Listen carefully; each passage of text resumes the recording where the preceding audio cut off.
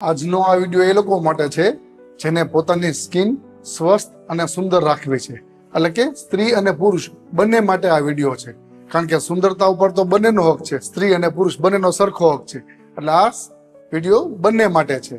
એટલે તમારી સ્કિનનો natural glow અને ડાર્ક કરચલી માટે આપણે બહુ સારા એવા ફેસ પેક વિશે આ વિડીયોમાં વાત કરશું, જે નેચરલ ગ્લો માટે અને સ્કિનની કરચલી માટે બહુ સારા એવા બે ફેસ પેકનું આ વિડીયોમાં આપણે વાત કરશું, જે તમારા સ્કિન કોમ્પ્લેક્શનને વધારશે, સાથે પિગમેન્ટેશન, ડાર્ક સ્પોટ અને ખીલના ડાઘ અને ઉંમરની સાથે વધતી કરચલીને ઘટાડીને તેમાં મદદ કરશે તમને, અને તમારો સ્કિનનો ગ્લો નેચરલ રીતે વધારશે. ફેસ પેકની સાથે આપણે એ પણ જોશું કે સ્કિનને આપણે અંદરથી નેચરલી નરીશ કરીએ, એટલે કે એને કઈ રીતે પોષણ આપી શકીએ, એની માટે ખાનપાન શું રાખવું, અને આયુર્વેદમાં સ્કિનના રોગો થવાના શું કારણો છે અને કેવી રીતે એનાથી બચી શકાય, એની સંપૂર્ણ જાણકારી આપણે આ વિડીયોમાં આપશું. આયુર્વેદમાં વાત, પિત્ત, કફ 3 દોષોનું વર્ણન કરેલ છે, અને તે સામ્ય એટલે કે સરખી અવસ્થામાં બેલેન્સમાં રહે તો શરીર નિરોગી રહે છે, પરંતુ જો તેનું બેલેન્સ બગડે ત્યારે જ આપણા શરીરમાં રોગ ઉત્પન્ન થાય છે. જ્યારે શરીરમાં વાયુ વધે છે ત્યારે શરીરમાં રૂક્ષતા એટલે કે ડ્રાયનેસ ઉત્પન્ન થાય છે, ડાર્ક સર્કલ ઉત્પન્ન થાય છે, ચામડી ખેંચાતી હોય એવું લાગે છે, અને ચામડી એકદમ કોરી અને બ્લેક થઈ ગઈ હોય એવું તમને ફિલિંગ આવે છે, અને વાયુ વધવાથી કરચલીઓ પણ વધતી હોય એવું તમને આ ફિલિંગ આવશે. પિત્તને કારણે તમારી ચામડી પણ લાલ થશે. જ્યારે કફ દોષ વધે ત્યારે તમને ચામડી ઉપર ખંજવાળ આવશે, સ્કિન વધારે ઓઇલી થશે, એટલે કે સ્કિનમાં તમને ઓઇલિંગ વધારે હોય એવું લાગશે, ઓઇલી સ્કિન લાગશે, અને સાથે તમને ખીલમાં પસ પણ આવશે. તો આવી રીતે અલગ અલગ દોષો વધવાથી અલગ અલગ લક્ષણો તમને ચામડીમાં જોવા મળશે. ત્રણેય દોષોની સાથે આયુર્વેદ શાસ્ત્રમાં 7 ધાતુ પણ આપેલી છે: રસ, રક્ત, માંસ, મેદ, અસ્થિ, મજ્જા. આમાંથી રસ, રક્ત અને માંસ આ ત્રણેય ધાતુ પણ જ્યારે ચામડીના રોગ થાય છે ત્યારે દૂષિત થાય છે. આ 3 ધાતુ દૂષિત થાય છે ત્યારે જ તમને ચામડીના રોગો ઉત્પન્ન થાય છે. આયુર્વેદમાં ચામડીના રોગો માટે રક્ત શોધક, રક્ત પ્રસાદક, કાંતિવર્ધક આવી ઔષધિઓ જે તમને તમારા લોહીને શુદ્ધ કરી અને ચામડીના રોગોને દૂર કરવામાં મદદ કરે છે. આવી રીતની ઔષધિઓ આયુર્વેદ શાસ્ત્રમાં આપેલી છે.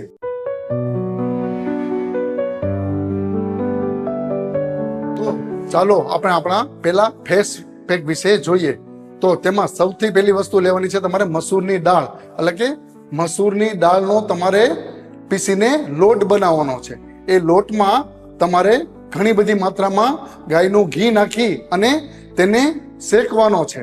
એટલે કે જેવી રીતે તમે હલવો બનાવો છો ને કેમ ઘી નાખો છો, એવી રીતે વધારે માત્રામાં ઘી નાખીને એને શેકવાનું છે અને તેની પેસ્ટ બનાવવાની છે. આપણે આમાં મસૂરની દાળ લીધી છે. તો મસૂરની દાળ શું કામ લે છે? તો એના માટે આયુર્વેદ શાસ્ત્રમાં કીધેલું છે કે મસૂરો લેપનો વણ્ય, એટલે કે મસૂરની દાળ વણ્ય છે, તે તમારો ગ્લો, સ્કિનનો ગ્લો વધારવામાં મદદ કરે છે. પરંતુ મસૂરની દાળ વૃક્ષ છે, એટલે કે તે સ્કિનમાં ડ્રાયનેસ ઉત્પન્ન કરે છે. એટલે તેમાં આપણે ઘી નાખીને શેકવાનું છે, જેથી એની વૃક્ષતા એ બેલેન્સ થાય. અને સાથે ઘી પણ વણ્ય છે અને તે પિત્ત અને વાયુનું શમન કરે છે, તે પણ સ્કિનના ગ્લો વધારવામાં તમને મદદ કરશે. અને ઘી પણ તમારે ગાયનું જ લેવાનું છે, જે પણ તમારી સ્કિનને નરીશ એટલે કે પોષણ આપવામાં મદદ કરશે.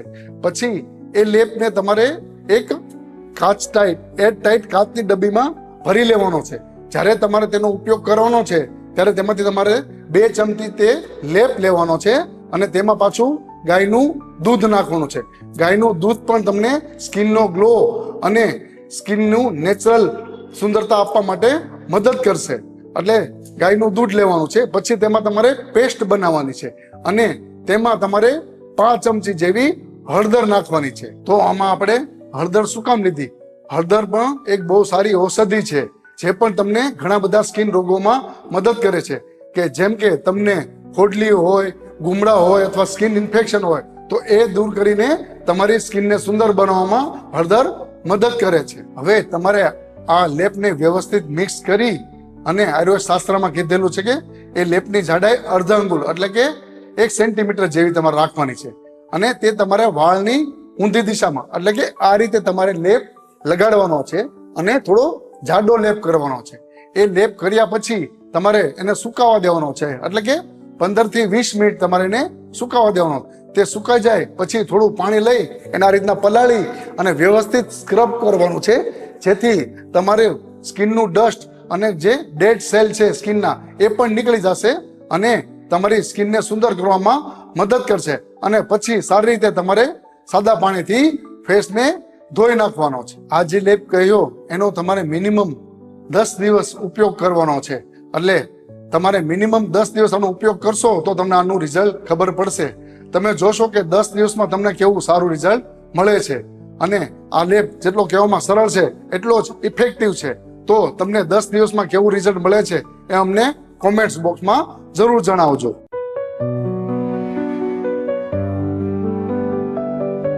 હવે આપણે બીજા ફેસ પેક વિશે વાત કરીએ તો એમાં તમારે 3 વસ્તુ લેવાની છે. એક કેસર એટલે કે સેફ્રોન, બીજું જાયફળ, ત્રીજું ગાયનું દૂધ. આયુર્વેદ શાસ્ત્રમાં કેસરને કુમકુમ કહેવામાં આવે છે. તેના વિશે તમે જોયું છે, ઘણી વાર સાંભળ્યું છે કે કુમકુમાદી તેલ આવે છે, કુમકુમાદી ઘૃત આવે છે, તો તે કેસર લેવાનું છે. કેસરને આયુર્વેદમાં વણીય, જંતુઘ્ન, દુર્ગંધ્ય કહેનાર છે. તે એટલે કે તે સ્કિનનો ગ્લો વધારે છે. તમારા ખીલ, ડાઘ, ફોડલીઓ વગેરેને બહુ સારી રીતે કેસર સારા કરશે. હવે તમારે થોડું દૂધ લેવાનું છે અને તેમાં 4 થી 5 તાંતણા કેસરના લેવાના છે અને પછી તેને 4 થી 5 કલાક પલળવા દેવાનું, એટલે દૂધને ઢાંકી દેવાનું છે. પછી એ દૂધમાં તમારે એક કોઈ લીસા પાત્ર ઉપર લઈ અને જાયફળ ઘસવાનું છે. એ જાયફળ ઘસી અને પછી તમારે તેનો લેપ બનાવવાનો છે. આપણે એમાં જાયફળ શું કામ લીધું તો આયુર્વેદ શાસ્ત્રમાં જાયફળને જાતિફળ કહે છે. તે પણ દુર્ગંધનાશક અને કુષ્ઠજ્ઞ એટલે કે જે ચામડીના વિકારોને દૂર કરે છે એને કુષ્ઠજ્ઞ કહેવામાં આવે છે. હવે આ લેપનો પણ તમારે અડધા અંગુલ એટલે કે 1 સેન્ટીમીટર જેટલો વાળની વિરુદ્ધ દિશામાં લેપ કરવાનો છે. તેને તમે આખી રાત રહેવા દો તો પણ વાંધો નહીં, અને જો તમારે આખી રાત રહેવા દેવો નથી તો સુકાઈ જાય પછી પાછો તમે પાણીથી ચહેરો સાફ કરીને ધોઈ શકો છો ચહેરાને. આ ફેસ પેક તમને શું મદદ કરશે તો કે તમારા પિગમેન્ટેશન, ડાર્ક સ્પોટ, ડાર્ક સર્કલને દૂર કરી અને તમારા સ્કિનનો નેચરલ ગ્લો વધારવામાં તમને ખૂબ મદદ કરશે. હવે તમને જે આ વિડીયોમાં આપણે 2 ફેસ પેક કીધા એ એકદમ સેફ, સિમ્પલ અને નેચરલ છે. તેનો તમારે મિનિમમ 7 કે 10 દિવસ પ્રયોગ કરવો. તમે વધારે દિવસ પણ તેનો પ્રયોગ કરી શકો છો. તો તેનાથી તમને કોઈ નુકસાન થવાની શક્યતા નથી, કારણ કે એકદમ નેચરલ ફેસ પેક છે.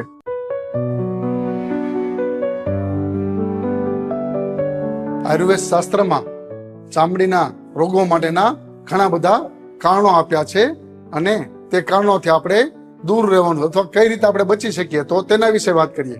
સૌથી પહેલા આયુર્વેદ શાસ્ત્રમાં કહેલું છે કે વિરુદ્ધ આહાર. વિરુદ્ધ આહાર એટલે ઇનકોમ્પેટેબલ ફૂડ, એટલે કે દૂધની સાથે નમકીન વસ્તુ લેવું, દૂધની સાથે ફ્રૂટ લેવું, દૂધની સાથે ડુંગળી લેવી વગેરે વિરુદ્ધ આહારની શ્રેણીમાં આવે છે. ઘણીવાર વિરુદ્ધ આહાર લેવાથી તમને ફૂડ એલર્જી એટલે કે સ્કિન ડિસીઝ એટલે કે ચામડીમાં તમને ઘણીવાર ફોલ્લીઓ થાય છે કે રેસિસ જોવા મળે છે કે સીળસ જેવું પણ તમને નીકળે છે. બીજું કારણ છે કે વધુ પડતો દ્રવ આહાર એટલે કે તમે લિક્વિડ આહાર વધારે લ્યો છો. જેમ કે તમે શરબત વધારે પીવો છો, ફ્રેશ જ્યુસ પીવો છો, તમને તરસ નથી લાગી તો પણ તમે વધારે માત્રામાં પાણી પીવો છો અથવા વધારે માત્રામાં દૂધ પીવો છો, તો આ લિક્વિડ ડાયટ શું કરશે કે તે તમારી જઠરાગ્નિને મંદ કરશે. જઠરાગ્નિ બંધ થશે તો તમે જે ખોરાક જમો છો એ પચશે નહીં, અપચિત આહાર રહે, જેને આયુર્વેદ શાસ્ત્રમાં આમ કહેલ છે, જે એક પ્રકારનું ટોક્સિન છે. તો આ એક પ્રકારનું ટોક્સિન ઉત્પન્ન થઈને તમને ઘણા બધા ચામડીના રોગો ઉત્પન્ન કરશે. ત્રીજું કારણ છે અતિ સ્નિગ્ધ આહાર, એટલે કે તમે વધારે પડતો તળેલો અને ઓઇલી ખોરાક લ્યો છો તો તેનાથી પણ તમને ચામડીના રોગો થાય છે. પછીનું કારણ છે અજીર્ણ આસન અથવા અધ્યસન, એટલે કે અજીર્ણ આસન એટલે કે તમને અપચો છે, તમને ભૂખ નથી લાગી અને તો પણ તમે ખોરાક ખાઓ છો, અથવા તમે થોડી વાર પહેલા ખોરાક લીધો છે એની ઉપર તમે ખોરાક લ્યો છો એટલે કે અધ્યસન કરો છો, તો તે ખોરાક પણ તમને પચતો નથી અને શરીરમાં આમ ઉત્પન્ન કરે છે. અને શરીરમાં એક પ્રકારનું ટોક્સિન અને પિત્ત ઉત્પન્ન થાય છે અને તેના કારણે પણ તમને ચામડીના રોગો થાય છે. આ સિવાય તમે ડેઈલી દહીંનું સેવન કરો છો, મિલ્ક પ્રોડક્ટ લ્યો છો, અડદની દાળ ખાઓ છો, વધારે પ્રમાણમાં ગોળ ખાઓ છો, વધારે પ્રમાણમાં મીઠાઈ ખાઓ છો, વધારે પ્રમાણમાં નોનવેજ ખાઓ છો, એમાં પણ ફિશને વધારે પ્રમાણે ખાઓ છો. આ સિવાય તમે સોલ્ટી વસ્તુ એટલે કે મીઠાવાળી વધારે ખારી વસ્તુ લ્યો છો, વધારે પડતું વ્યાયામ એટલે કે એક્સેસિવ તમે જીમિંગ કરો છો, એટલે વધારે પડતું તમે વ્યાયામ કરો છો. આ સિવાય તમે વેગોને રોકો છો, જેમ કે મળમૂત્ર વગેરેનો વેગ, અથવા તમને ઉલટી આવી છે અને ઉલટીનો વેગ રોકો છો, તો આ પણ તમારા ચામડીનો રોગ થવાનું એક કારણ છે. આ સિવાય માનસિક રોગો એટલે કે ચિંતા, સ્ટ્રેસ, ઈર્ષ્યા, ક્રોધ, આ બધી વસ્તુ ઇમોશનલ ડિસ્ટર્બન્સ પણ તમને ચામડીના રોગો થવાનું કારણ છે, એવું આયુર્વેદ શાસ્ત્રમાં કહેલ છે.